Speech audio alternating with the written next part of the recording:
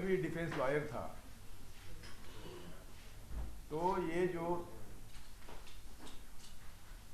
हो रहा है, यदि हमें मालूम है कि particular case is being falsely persons are falsely prosecuted and true accused are outside, तो हमारी ड्यूटी है। तो प्राचा ने वही किया कि जिनको बाहर रखा था, जो सही मायने में अक्यूज थे और जो नहीं थे, उनको बाहर निकालने की कोशिश करी। ये तो इतना नॉर्मल है कि इसमें अबनॉर्मल कुछ है नहीं। और उन्होंने पुलिस को भी प्रोसिक्यूट किया। ये बहुत हिम्मत की बात होती है। He says whoever is guilty, I will try to prosecute them, I will take shelter of legal procedure, and that is correct. Therefore, ये अभी एक शायद आपको इंप्रेशन होगा कि मोहम्मद प्राचा सिर्फ मुस्लिमों का काम करता है। वो 100% गलत है। उनके क्लाइंट्स 40% 60% क्लाइंट हिंदू है।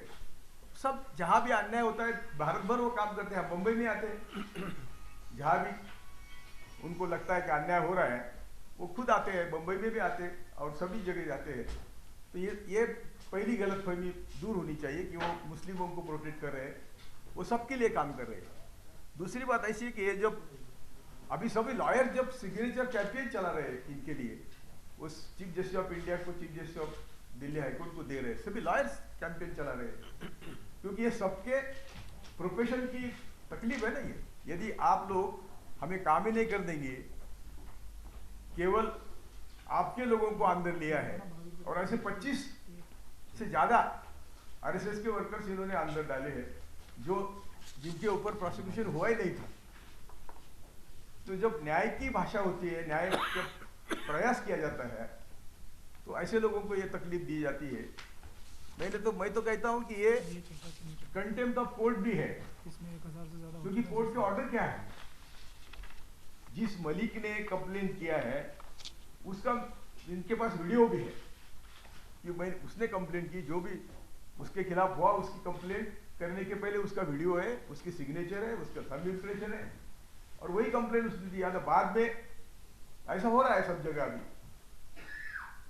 कि आशिमानंद का कन्फेशन, बाद में वो बोलता है कि मुझे मार के लिया, ऐसा होता है। तो कन्फे वो ही detected for simple reason. Even Shahabuddin के केस में उसके भाई को हाईकोर्ट जज ने बुलाया कि आप क्यों विड्रॉ कर रहे हैं पिटीशन, तो बोले मैं जिंदा नहीं रहूंगा तो पिटीशन विड्रॉ करना ठीक रहेगा। तो यदि सभी जगह से ऐसा प्रेशर आता है तो मलिक को भी ऐसा कुछ हुआ होगा। लेकिन कोर्ट की भी ड्यूटी थी कि प्राचा से बात करें कि भाई ये क्या है, ये सही क्या है इसमें। तो प्राचा बोल देते। कोर्ट के ऑर्डर भी इतनी क्रिप्टिक है, एक सेंटेंस की ऑर्डर है, और इन्होंने तो 17 घंटे इनका ऑफिस, टॉयलेट सब खंगाला। यदि कोई ईडी की रेड है, कोई किसी दूसरी चीज पर रेड है और उनको कागज ढूंढने हैं तो बात अलग है। एक पेपर ढूंढने के लिए कोर्ट के ऑर्डर थी, वो भी ईमेल का पता है दिया, वो उतना ढूंढने का ऑर्डर थी। तो सवाल ही नहीं था ना बाकी करने का। और उतना ही नहीं, उनको मारने की धमकी दी। और जो भी बाकी अभी वीडियो नहीं आ रहा है इसलिए बोलने में कुछ फायदा नहीं है, लेकिन होम मिनिस्टर के, आप होम मिनिस्टर से पंगा ले रहे हो, आपको जिंदा रहना है कि नहीं, ये सभी यदि बातें हैं और वो वीडियो उनके पास है, ये तो he is entitled for that video, उसकी भी हम कोशिश कर रहे हैं। यदि वो वीडियो आता है तो देश को मालूम होगा कि उस दिन क्या हुआ रात को। और इनके पास तो कोई कैमरा फोन नहीं रखे थे, सब निकाल लिए थे, तो इनका कोई आदमी वो कर नहीं सकता था। तो जो भी जिसको हम कहते हैं दादागिरी हुई, कारण एक ही है कि जिनको होम मिनिस्टर बचाना चाहता था उनको इन्होंने अंदर डाला है, और जिनको अंदर नहीं जाना था उनके लिए कोशिश कर रहे हैं। तो मैंने उस दिन ही कहा था कि ये तो सिर्फ वो कोर्ट जिसने ऑर्डर करी उसका भी कंटेम्प्ट है, और हम सब न्यायदान में इंपॉर्टेंट, हम नहीं तो न्यायदान हो ही नहीं सकता। तो हमें भी काम नहीं करने दे तो वो भी कंटेम्प्ट है। तो वकील पर ऐसा प्रेशर लाना, it is against the principles of natural justice, criminal justice. और दूसरी बात, जब ये कहते कि मेरा इतना कागज है, आप बाकी कागज नहीं खंगाल सकते या नहीं ले सकते, तो माना नहीं, मानेगा कौन। इतनी बड़ी टीम थी, कितने लोग थे? 200 लोग थे, 200 लोग थे यार। एक ईमेल ढूंढने के लिए 200 लोग थे। अभी आंखों देखा हाल तो वो बताएंगे, लेकिन ऐसा कभी हुआ नहीं देश में। हम 50 साल लीगल फील्ड में हैं, ऐसा कभी देखा नहीं। और जो सही मायने में केसेस है, जिसके एविडेंस है, वो केसेस में वो सब पलटा दे रहे, विटनेस ही नहीं प्रोड्यूस कर रहे। और जहां सही न्याय देने की कोशिश करने वाले को ऊपर अन्याय कर रहे हैं। तो ये आप लोगों को मैं विनती करता हूं कि छोड़ा, अभी इतने दिन 7 साल आपने भी सहा, हमने भी सहा, अभी थोड़ा देश के सामने, समाज के सामने सही जाने दो। ये क्या हो रहा है? इनके जो कारनामे चल रही है ठीक नहीं है। इनके गुजरात के इतिहास भी ऐसा ही है, लेकिन अब ये वहाँ से ये सब्जेक्ट नहीं है हमारे यहाँ। लेकिन इन्होंने कभी एक भी इन्वेस्टिगेशन, वो एटीएस प्रमुख बोलता है, एटीएस प्रमुख बोलता है वहाँ का, एक भी इन्वेस्टिगेशन इन्होंने सीधे तरीके से हमको करने नहीं दिया। तो यही चाल देश भर में अभी जो गुजरात में हुआ वही यहाँ हो रहा है। Thank you. देखिए, इसका जो बैकग्राउंड है ये बहुत समझने की ज़रूरत है कि दिल्ली पुलिस जिस तरह से ये दिल्ली के जो दंगे हुए उनका जो इन्वेस्टिगेशन कर रही है, जिन लोगों का वीडियो सार्वजनिक है, कपिल मिश्रा और वो जो जिन लोगों ने वीडियो पर बोला कि गोली मारो सालों को, और अगर ये लोग यहाँ से एक दिन में नहीं हटे तो फिर हम रिस्पॉन्सिबल नहीं होंगे वगैरह वगैरह, उन लोगों के खिलाफ तो दिल्ली पुलिस ने एफआईआर भी नहीं दर्ज करी। और चार्जशीट में या ऐसे ऐसे लोगों को गिरफ्तार कर लिया है जो कि थ्रू आउट कह रहे थे कि भाई बिल्कुल हम लोग पीसफुली प्रोटेस्ट करेंगे सीएए के खिलाफ। ऐसे ऐसे लोगों का नाम लिख दिया है, योगेंद्र यादव, हर्ष मंदर वगैरह का चार्जशीट में, जिनके कि सारे स्पीचेस वीडियोग्राफ्ड हैं। हर जगह वो ये कहते हैं कि हमको सारा प्रोटेस्ट बिल्कुल शांतिपूर्ण तरीके से करना चाहिए। उन लोगों का नाम चार्जशीट में लिख दिया है। और महमूद प्राचा वो शख्स हैं जिनके काम की वजह से, जिनके डिफेंस की वजह से, जिनके एडवोकेसी की वजह से दिल्ली पुलिस के खिलाफ कई एफआईआर्स इसी दंगों के मामले में रजिस्टर हुए, कोर्ट के ऑर्डर से हुए। और इसी केस में, जिस केस में ये ईमेल ढूंढने के लिए, सर्च करने के लिए आए थे, एक इरशाद मोहम्मद, क्या नाम है उसका, इरशाद नहीं, पहला वाला इरशाद मलिक, शरीफ मलिक पहला इरशाद है जिसकी दुकान, हाँ, एक इरशाद जिसकी दुकान जला दी, उसने कंप्लेंट किया। और वो सारा वीडियोग्राफ्ट है दुकान को किन लोगों ने जलाई, लेकिन पुलिस ने उसमें दूसरे लोगों का नाम लिख दिया उसकी एफआईआर में, कि कुछ मुसलमानों का नाम लिख दिया, जबकि उसने कंप्लेंट कुछ और लोगों के खिलाफ करी थी। और वो जब मामला उसने कोर्ट में उठाया और कोर्ट ने स्पेशल सेल से सवाल पूछने शुरू किए इसके बारे में, तब जाकर ये कंप्लेंट और ये रेड करी जाती है। और रेड का पर्पस क्या है? वो कहते हैं आपने एक ईमेल भेजा अथॉरिटीज को, हम वो देखना चाहते हैं कि आपके कंप्यूटर से वो ईमेल कैसे निकला।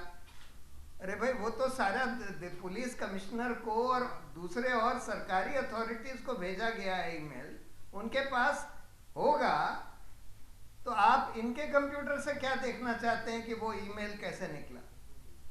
और अगर आप इनसे, जैसे चंदर जी ने बताया कि सेक्शन 91 सीआरपीसी का ये कहता है कि अगर किसी से आपको कोई इंफॉर्मेशन मांगनी हो तो पहले मांग लीजिए, इनसे मांग लेते कि भाई आपने ये ईमेल भेजा कि नहीं भेजा, बताइए क्या ईमेल भेजा। वो तो पूछा नहीं, और रेड करके इनका कंप्यूटर का हार्ड डिस्क ले जाने लगे।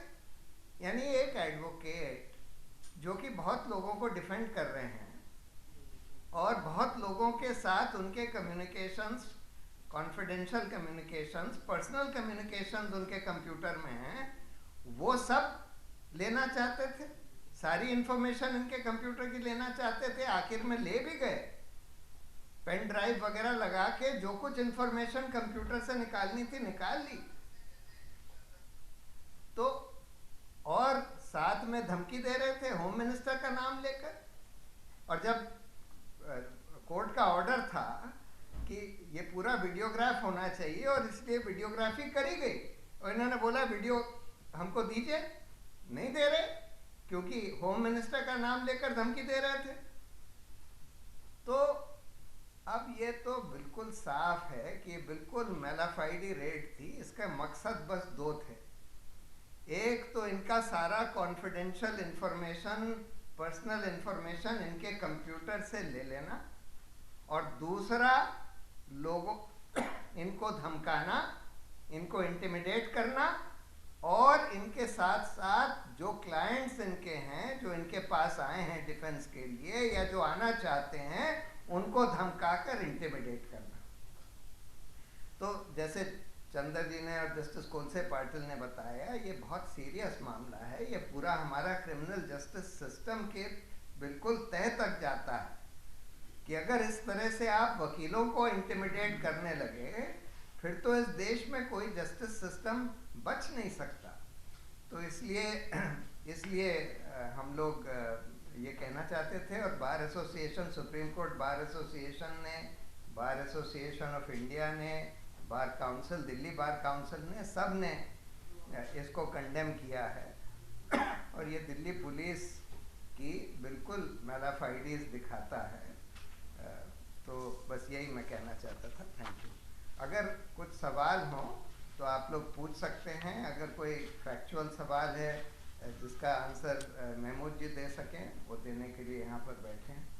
बताइए, किसी का कोई सवाल है? इसके ऊपर, इस रेड के बाद जिसमें उन्होंने पूरा फैक्चुअल बताया था, एक तो खैर 1 जनवरी का है, और उसके बाद एक 29 दिसंबर का है। आप लोग वो पढ़ लीजिएगा, उसमें बहुत डिटेल में फैक्चुअली, और एक 1 जनवरी का स्टोरी है। एक प्रेस नोट आप लोगों को दे दिया जाएगा आज के प्रेस कॉन्फ्रेंस का। कोई सवाल नहीं है किसी का? प्रशांत जी, आगे का कोई लाइन ऑफ एक्शन, कोई चीज आपने सोची है? आगे क्या करेंगे? सरकार का कोई खास रिस्पांस आप एक्सपेक्ट करते हो? क्या आगे क्या? नहीं, ये तो देखिए, इन्होंने कंप्लेंट किया हुआ है, इन्होंने अपनी कंप्लेंट फाइल कर दी है कि भाई इस तरह से रेड किया गया, जो कि सर्च वारंट भी, कोई उसकी शायद एप्लीकेशन भी नहीं है सर्च वारंट ऑब्टेन करने की, बस वो एक ऑर्डर लेकर आ गए। और वो ऑर्डर किस एप्लीकेशन पर दिया गया ये भी क्लियर नहीं है। लेकिन उस ऑर्डर के बिल्कुल बियॉन्ड जा रहे थे। मान लीजिए वो ऑर्डर था, पहली बात तो अगर ऐसा ऑर्डर दिया था किसी भी जज ने तो बिल्कुल गलत था। इस तरह से आप नहीं सर्च के लिए भेज सकते सेक्शन 93 में, जब तक आप उनसे मांग ना लें। सेक्शन 91 में मांगते, अगर वो ना हो सके तब फिर आप सेक्शन 93 में सर्च करवा सकते थे। लेकिन एक तो वो बात है। दूसरी बात ये है कि सर्च तो सिर्फ इसके लिए था कि ये ईमेल आपके उसमें से गई कि नहीं गई। अब वो ईमेल के लिए आपका कंप्यूटर का हार्ड डिस्क थोड़ी ले जाएंगे, ले जा सकते हैं। आपके सारे कंप्यूटर की सारी इंफॉर्मेशन थोड़ी ले जा सकते हैं। उसकी कंप्लेंट इन्होंने करी हुई है, वो मामला आगे कोर्ट में चलेगा। अभी इन्होंने सुप्रीम कोर्ट के बारे में कहा, मई 2014 से आप जब खंगालेंगे सब डिसीजन, तो क्या दिखता है? कल की तो हाइट हो गई, कल की सभी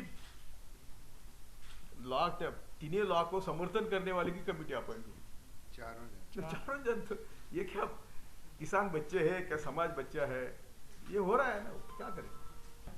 तो ये वक्त की जरूरत तो है ही कि सुप्रीम कोर्ट के ऊपर भी 4 जजेस ने बताया था प्रेशर है, और वो प्रेशर मेरे ख्याल से उससे ज़्यादा ही आज है। तो हम लोग अगर वकील अगर सड़क पे उतर के मार्च करेंगे तो हो सकता है फर्क पड़ेगा, प्रेशर थोड़ा कम हो जाए उससे।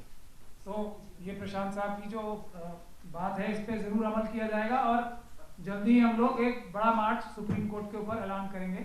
अभी हम उसका बात कर लेते हैं पूरे देश में, ताकि पूरे देश से लॉयर्स आए और सुप्रीम कोर्ट पे प्रशांत जी की बात पे और उनकी जो ये ऑब्जर्वेशन है उस पर एक बड़ा प्रदर्शन करने का हम जल्दी ऐलान भी करेंगे, जिसमें पूरे देश से लोग आएंगे। मुझे कहने लॉयर क्यों चाहिए, लिटिगेंट भी नहीं, लॉयर भी करेंगे। हाँ, लॉयर भी करेंगे, लिटिगेंट भी करना चाहिए। लिटिगेंट ही तो सबसे ज्यादा हाँ। सफर कर रहे हैं इसमें। देखिए, अगर कोर्ट का सिस्टम चरमरा जाता है तो लिटिगेंट ही सफर करता है, लॉयर तो एक उसका माध्यम होता है। अगर आप लॉयर को इंटिमिडेट करते हैं तो लिटिगेंट सफर करता है, तो इसलिए ठीक है। Thank you. नेशनल दस्तक की आपसे गुजारिश है कि अगर इसको बचाना चाहते हैं तो नेशनल दस्तक को सब्सक्राइब करने के लिए रेड कलर के सब्सक्राइब बटन को दबाएं, फिर बेल आइकन की घंटी दबाएं। नेशनल दस्तक को बचाने के लिए बहुत जरूरी है कि हर खबर को शेयर करें, लाइक करें, कमेंट जरूर करें।